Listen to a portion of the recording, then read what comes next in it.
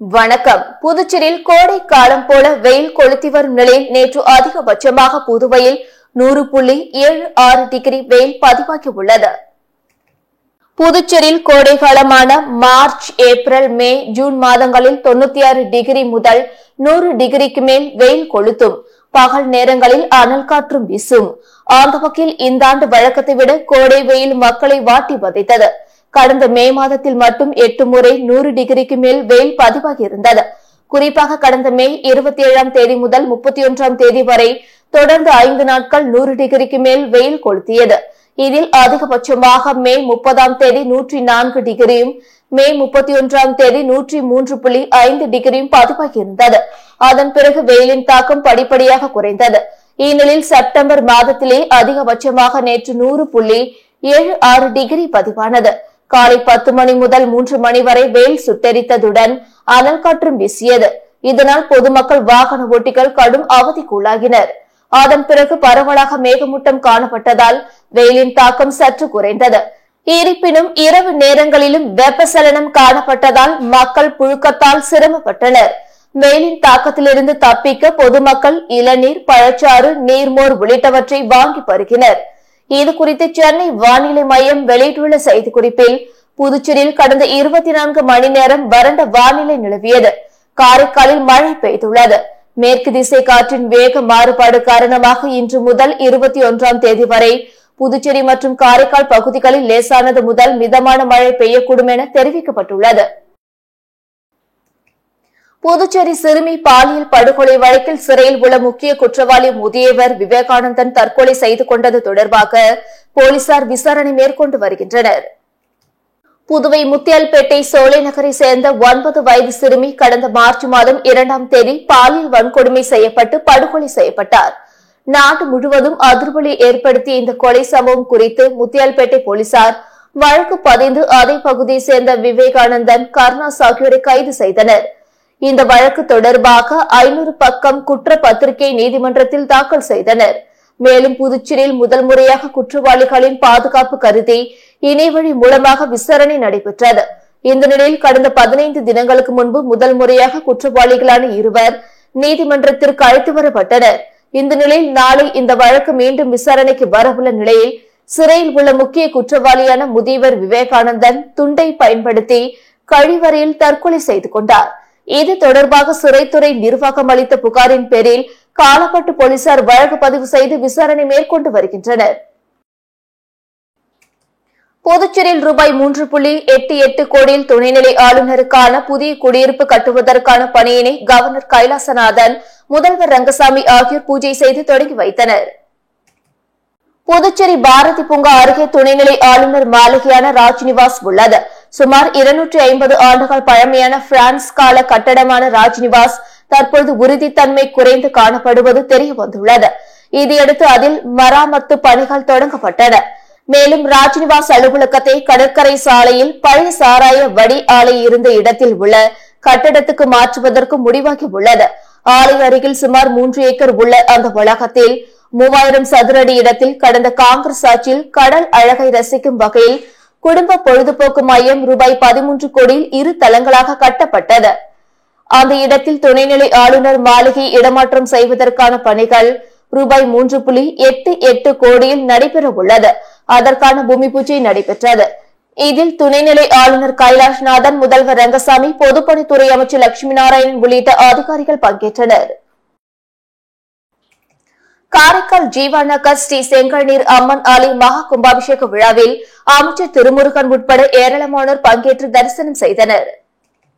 காரைக்கால் மாவட்டம் கோட்டுச்சேரி கொம்யூன் பஞ்சாயத்துக்குட்பட்ட ஜீவா நகர் பகுதியில் அமைந்துள்ள பழமை வாய்ந்த ஸ்ரீ செங்கல்நீர் அம்மன் ஆலயத்திற்கு கும்பாபிஷேகம் நடத்த திட்டமிடப்பட்டு கடந்த 6 மாதங்களாக கோவில் புனரமைப்பு வேலைகள் நடைபெற்று வந்த நிலையில் கோவில் திருப்பணி வேலைகள் நிறைவுற்று நேற்று விக்னேஸ்வரர் பூஜையுடன் கும்பாபிஷேக யாகசாலை பூஜைகள் ஆரம்பிக்கப்பட்டு இன்று 2ஆம் கால யாகசாலை பூஜைகள் நிறைவுற்று மகா பூர்ணாஹீதி நடைபெற்றது. அதனைத் தொடர்ந்து மகா தீபார்த்தனை காண்பிக்கப்பட்டு கட புறப்பாடு தொடங்கியது. புனித நீர் அடங்கிய கலசங்கரை சிவாச்சாரியர்கள் சுமந்து கோயிலை வலம் வந்து கும்பத்தில் புனித நீர் ஊற்றி மகா கும்பாபிஷேகம் நடைபெற்றது. அதனைத் தொடர்ந்து மூலவருக்கு மகா அபிஷேகம் நடைபெற்று மகா தீபார்த்தனை நடைபெற்றது. இந்நிகழ்ச்சியில் புதுச்சேரி குடிமைப்பொருள் வழங்கல் துறை அமைச்சர் PRN திருமுருகன் உள்ளிட்ட ஏராளமான பக்தர்கள் கலந்து கொண்டு ஸ்ரீ செங்கல்நீர் அம்மன் அருளை பெற்றனர். காந்தி ஜெயந்தி முன்னிட்டு உழவர்கரை நகராட்சியில் தீவிர துப்புரவு பணி நடைபெற உள்ளதால் அதில் பங்கேற்க தன்னார்வலர்கள் மாணவர்களுக்கு அழைப்பு விடுக்கப்பட்டுள்ளது. இது தொடர்பாக உழவர்கரை நகராட்சி ஆணையர் சுரேஷ்ராஜ் வெளியிட்டுள்ள அறிக்கையில், காந்தி பிறந்த தினத்தை முன்னிட்டு உழவர்கரை நகராட்சியில் நாளை முதல் அக்டோபர் 2ஆம் தேதி வரை தூய்மை சேவை, தீவிர துப்புரவு பணி, தூய்மை பழக்கம், தார்மீக ஒழுக்கம் ஆகிய தலைப்பின் கீழ் 35 இடங்களில் தூய்மை பணிகள் நடைபெற உள்ளன. விழிப்புணர்வு நிகழ்ச்சிகள், சைக்கிள் பேரணி, திடக்கழிவு மேலாண்மை போட்டிகள், கலைப்பொருட்கள் உருவாக்குதல் போன்றவை நடத்தப்பட உள்ளன. விழிப்புணர்வு நிகழ்ச்சிகள், சைக்கிள் பேரணி, திடக்கழிவு மேலாண்மை போட்டிகள், கலைப்பொருட்கள் உருவாக்குதல் போன்றவையும் நடத்தப்பட உள்ளன. தூய்மை பணியில் பங்கேற்க விருப்பமுள்ளவர்கள் உழவர்கரை நகராட்சி அலுவலகத்தை அணுகலாம் என குறிப்பிடப்பட்டுள்ளது. கலை அறிவியல் படிப்புகளுக்கு விருப்ப பாடங்களை வரும் 18ஆம் தேதிக்குள் மாணவர்கள் தேர்வு செய்ய வேண்டும் என அறிவுறுத்தப்பட்டுள்ளது. இது தொடர்பாக புதுச்சேரி சென்டாக் ஒருங்கிணைப்பாளர் அமன் சர்மா வெளியிட்டுள்ள செய்திக்குறிப்பில், இளநிலை மருத்துவம் மற்றும் இன்ஜினியரிங் அல்லாத பாடப்பிரிவுகளுக்கான 4ஆம் கட்ட கலந்தாய்விற்கு மாணவர்கள் தங்களது விருப்ப பாடங்களை வரும் 18ஆம் தேதி காலை 11 மணிக்குள் தேர்வு செய்ய வேண்டும். 3வது கட்ட கலந்தாய்வு வரை மாணவர்கள் தேர்வு செய்த விருப்ப பாடங்கள் கருத்தில் கொள்ளப்பட மாட்டாது. இதுவரை இடம் கிடைக்க பெறாதவர்கள் மட்டும் 4ஆம் கட்ட கலந்தாய்வில் கலை, அறிவியல், வணிகவியல் மற்றும் தொழில் படிப்புகளுக்கு பங்கேற்கலாம். விருப்ப பாடங்கள் தேர்வு செய்யப்படாத விண்ணப்பங்கள் ஏற்றுக்கொள்ளப்பட மாட்டாது என குறிப்பிடப்பட்டுள்ளது. புதுச்சேரியில் உள்ள புனித ஆரோக்கிய அன்னை ஆலயத்தின் 334ஆம் ஆண்டு பெருவிழாவையொட்டி நடைபெற்ற ஆடம்பர தேர்பவனியில் திரளான கிறிஸ்துவர்கள் கலந்து கொண்டனர். புதுச்சேரி அரியாங்குப்பம் பகுதியில் மிகவும் பிரசித்தி பெற்ற புனித ஆரோக்கிய அன்னை ஆலயம் உள்ளது. இவ்வாலயத்தில் 334வது ஆண்டு பெருவிழா கடந்த 6ஆம் தேதி கொடியேற்றத்துடன் தொடங்கி நடைபெற்று வருகிறது. ஆண்டு பெருவிழாவையொட்டி நாள்தோறும் காலை மற்றும் மாலை வேளைகளில் சிறப்பு திருப்பலி நடைபெற்று வருகிறது. இந்நிலையில் விழாவின் முக்கிய நிகழ்ச்சியான ஆடம்பர தேர்பவனி நடைபெற்றது. முன்னதாக சிறப்பு திருப்பலி நடத்தப்பட்டு ஆடம்பர தேரில் அன்னையின் சொரூபம் வைக்கப்பட்டு தேர்பவனி நடைபெற்றது. பங்கு தந்தை ரொசாரியோ தலைமையில் நடைபெற்ற ஆடம்பர தேர்பவனியில் சட்டமன்ற உறுப்பினர் பாஸ்கர் உள்ளிட்ட ஏராளமான கிறிஸ்தவர்கள் கலந்து கொண்டு அன்னையின் பாடல்களை பாடியபடி தேர்பவனியில் கலந்து கொண்டனர். அரியாங்குப்பம் தொகுதி மேம்பாடு குறித்தான ஆலோசனைக் கூட்டம் சட்டமன்ற உறுப்பினர் பாஸ்கர் என்கிற தட்சிணாமூர்த்தி தலைமையில் மாவட்ட ஆட்சியர் முன்னிலையில் நடைபெற்றது. புதுவை மாவட்ட ஆட்சித்தலைவர் குலந்துங்கன் முன்னிலையில் மற்றும் அரியாங்குப்பம் தொகுதி சட்டமன்ற உறுப்பினர் பாஸ்கர் என்கிற தட்சிணாமூர்த்தி தலைமையில் நடைபெற்ற கூட்டத்தில் நில அளவை பதிவேடுகள் துறையின் இயக்குநர் மற்றும் தாசில்தார், பொதுப்பணித்துறை செயற்பொறியாளர் மற்றும் உதவி பொறியாளர், காவல்துறை கண்காணிப்பாளர்கள், தெற்கு பகுதி சட்டம் ஒழுங்கு மற்றும் தெற்கு போக்குவரத்து பிரிவு காவல்துறை கண்காணிப்பாளர்கள், அரியாங்குப்பம் கொம்யூன் பஞ்சாயத்து ஆணையர், சம்பந்தப்பட்ட அதிகாரிகள் பலர் கலந்து கொண்டனர். இக்கூட்டத்தில் பேசிய அரியாங்குப்பம் சட்டமன்ற உறுப்பினர், அரியாங்குப்பம், RK நகர், காக்கியந்தோப்பு, வீராம்பட்டினம் ஆகிய பகுதிகள் விரைவாக வளர்ந்து வரும் நகர பகுதி, அதிகமாக மக்கள் தொகை கொண்டதாக உள்ளது. புதுவையில் மிகப்பெரிய அளவில் திருவிழா நடைபெறும் பகுதியாகவும் உலக அளவில் சுற்றுலா வளர்ச்சி பகுதியாகவும் விளங்குகிறது. இங்கு அரியாங்குப்பம் பகுதி மக்கள் மட்டுமல்லாமல் பல மாநிலங்களில் இருந்து சுற்றுலா பயணிகள் வருவதாகவும் உள்ளது. அரியாங்குப்பம் முதல் வீராம்பட்டினம் வரை வியாபார ஸ்தலமாக விளங்குவதால் தற்போது இருக்கின்ற சாலை மக்கள் பயன்பாட்டிற்கு போதாமல் உள்ளது. வீராம்பட்டினம் சாலையில் தினம் தினம் போக்குவரத்து சம்பந்தமான விபத்துகள் நடைபெற்று வருகிறது. இந்நிலையில் சட்டமன்ற உறுப்பினர், காவல்துறை, கொம்யூன் பஞ்சாயத்து, வியாபாரிகள் சங்கத்திற்கு போக்குவரத்து சம்பந்தமான பிரச்சனைகள் ஏற்படுகிறது. இதை தவிர்க்க சம்பந்தப்பட்ட துறைகள் கலந்து ஆலோசித்து மேற்படி வீராம்பட்டினம் சாலையை ஆக்கிரமித்து வியாபார யுக்தியுடன் விளம்பர பலகை மற்றும் கூரை அமைத்துள்ளவர்களை கண்டறிந்து அப்புறப்படுத்தி சாலை விரிவாக்கம் செய்து கொடுக்க வேண்டும் எனவும், RK நகர், செட்டிக்குளம் பகுதியில் சாலை ஆக்கிரமித்து குடிசை கட்டி உள்ளவர்களை அப்புறப்படுத்தி அவர்களுக்கு அருகிலேயே அரசுக்கு சொந்தமான இடத்தில் இலவச மனைப்பட்டா வழங்கி குடிசைகளை அப்புறப்படுத்தி சாலை விரிவாக்கம் செய்ய சம்பந்தப்பட்ட துறைகள் நடவடிக்கை எடுக்க வேண்டும் எனவும், இதற்கு மாவட்ட நிர்வாகம் தலைமையேற்று செய்து கொடுக்க கேட்டுக் கொண்டார். இதற்கு சம்பந்தப்பட்ட துறைகள் இலவச மனைப்பட்டா கொடுப்பதாகவும், கொடுத்தவுடன் பொதுப்பணித்துறை குடிசைகளை காலி செய்து சாலை, கழிவுநீர் வாய்க்காலுடன் மேம்படுத்தி தருவதாகவும், ஆணையர் மற்றும் காவல்துறை அதிகாரிகள் பக்க பலமாக இருந்து சாலையை மேம்படுத்தி மக்களுக்கு அர்ப்பணிப்பதாகவும் இதை 2024 நவம்பர் 30க்குள் முடித்துக் கொடுப்பதாகவும் இக்கூட்டத்தில் முடிவு செய்யப்பட்டது. வில்லியனூர் அடுத்த கூடப்பாக்கம் அரசு பள்ளி அருகே கஞ்சா பொட்டலத்துடன் பதுங்கியிருந்த பிரபல ரவுடி உள்ளிட்ட 2 பேரை போலீசார் கைது செய்து கஞ்சாவை பறிமுதல் செய்தனர். புதுவை வில்லியனூர் அடுத்த கூடப்பாக்கம் அரசு மேல்நிலைப் பள்ளி பின்புறம் ஒரு சில இளைஞர்கள் மறைவான பகுதிக்கு சந்தேகப்படும்படியாக சென்று வருவதாக போலீசுக்கு தகவல் வந்தது. தகவல் அறிந்து வில்லியனூர் குற்றப்பிரிவு போலீசார் அங்கு சென்று பார்த்தபொழுது கூடப்பாக்கம் காலனி பகுதியை சேர்ந்த பிரபல ரவுடி கவி என்கிற கவியரசன், அதே பகுதியை சேர்ந்த சதீஷ் ஆகிய இருவரும் சந்தேகப்படும்படியாக நின்று கொண்டிருந்தனர். அவர்களை பிடித்து உடைமைகளை சோதித்ததில் அவர்கள் கஞ்சா வைத்திருந்தது தெரிய வந்தது. அவர்களை காவல் நிலையம் அழைத்து வந்து விசாரணை நடத்தியதில் பிரபல ரவுடியான கவி என்கிற கவியரசன் அந்த பகுதியில் கஞ்சா விற்பனையில் ஈடுபட்டு வந்ததும் அவருக்கு உறுதுணையாக சதீஷ் இருந்ததும் தெரிய வந்தது. இருவரிடமிருந்து 8 பொட்டலங்களில் 160 கிராம் கஞ்சாவை போலீசார் பறிமுதல் செய்தனர். அவர்களிடம் தொடர்ந்து போலீசார் விசாரணை நடத்தி வருகின்றனர். மடுகரை கிராமத்தில் உள்ள ஸ்ரீ முத்துமாரியம்மன் ஆலயத்தில் நடைபெற்ற கும்பாபிஷேக விழாவில் திரளான பொதுமக்கள் பங்கேற்று சாமி தரிசனம் செய்தனர். புதுவை மாநிலம் அடுத்த மடுகரை ராம்ஜி நகர் பகுதியில் எழுந்தருளி உள்ள ஸ்ரீ மாரியம்மன் ஆலயத்தில் மகா கும்பாபிஷேக விழா சிறப்பான முறையில் நடைபெற்றது. முன்னதாக கணபதி ஹோமம், மகாலட்சுமி ஹோமம், நவக்கிரக ஹோமம், வாஸ்து சாந்தி 1 முதல் 4 வரையிலான யாகசாலை பூஜைகள் நடைபெற்றது. பின்னர் காலை 10 மணி அளவில் கலச புறப்பாடு நடைபெற்று விமான கலசத்திற்கு புனித நீர் ஊற்றப்பட்டது. தொடர்ந்து மூலவர் முத்துமாரியம்மன் மற்றும் பரிகார மூர்த்திகளுக்கு புனித நீர் ஊற்றப்பட்டது. கும்பாபிஷேக விழாவில் துணை சபாநாயகர் ராஜவேலு உட்பட திரளான பக்தர்கள் பங்கேற்று சாமி தரிசனம் செய்தனர். விழாவிற்கான ஏற்பாடுகளை கோயில் அறங்காவல் குழுவினர் மற்றும் பொதுமக்கள் செய்திருந்தனர். நடுரோட்டில் அரசு பள்ளி மாணவர்களுக்குள் மோதல் ஏற்பட்ட நிலையில் கட்டை எடுத்து ஒருவருக்கொருவர் தாக்கியதால் பரபரப்பு ஏற்பட்டது. புதுச்சேரி அடுத்த அரியூரில் இயங்கி வரும் அரசு பள்ளியில் 300க்கும் மேற்பட்ட மாணவ மாணவிகள் பயின்று வருகின்றனர். இந்த பள்ளியில் படிக்கும் மாணவர்களுக்குள் தகராறு ஏற்பட்டுள்ளது. இந்த நிலையில் நேற்று பள்ளி முடிந்து வீடு திரும்பிய மாணவர்கள் சாலையில் நடந்து சென்று கொண்டிருக்கும் போது கடுமையாக ஒருவருக்கொருவர் பேசியும் கைகளால் தாக்கிக் கொண்டனர். இதில் ஒரு கட்டத்தில் மாணவர்கள் அருகில் கிடந்த விறகு கட்டை எடுத்து சரமாரியாக ஒருவருக்கொருவர் தாக்கிக் கொண்ட சம்பவம் புதுச்சேரியில் பெரும் அதிர்வலைகளை ஏற்படுத்தியுள்ளது. தற்பொழுது இந்த வீடியோ இணையதளத்திலும் வைரலாகி வருகிறது. அரசு பள்ளியில் படிக்கும் மாணவர்கள் போதை பழக்கத்திற்கு அடிமையாகி பல்வேறு குற்ற சம்பவங்களில் ஈடுபட்டு வருவதாக புகார் எழுந்து வரும் நிலையில் தற்போது அரசு பள்ளி மாணவர்கள் நடுரோட்டில் விறகு கட்டையால் மாறி மாறி தாக்கிக் கொண்ட சம்பவம் பெற்றோர்கள் மற்றும் ஆசிரியர்கள் மத்தியில் பெரும் பரபரப்பையும் அதிர்ச்சியும் ஏற்படுத்தியுள்ளது. கூனிமுடக்கு பகுதியில் அமைந்துள்ள ஆதி கைலாசநாதர் தியான திருக்குடியில் வளர்ப்பிறை பிரதோஷ வழிபாடு நடைபெற்றது.